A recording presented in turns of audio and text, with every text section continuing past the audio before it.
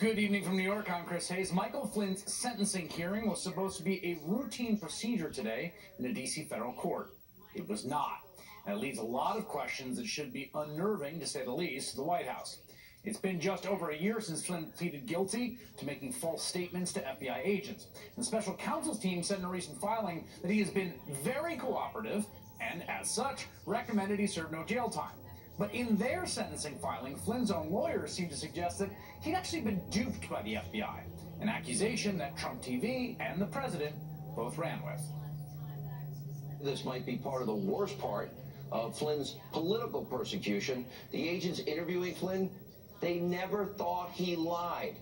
That is such a miscarriage of justice and an abuse of power corruption scandal, one of the biggest in American history. I would not be surprised a bit that the conviction of Flynn is overturned because of the Justice Department and the FBI's misconduct. I am disgusted with the tactics they have used in this case. What they did to General Flynn should result in discipline.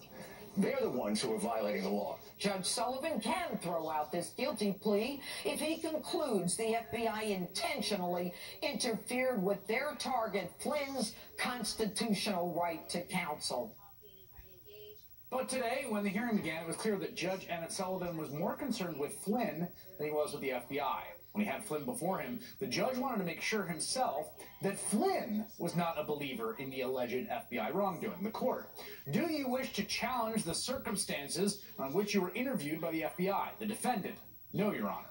The court: at the time of your January 24th, 2017 interview with the FBI, were you not aware that lying to FBI investigators was a federal crime? Defendant: I was not. I was aware.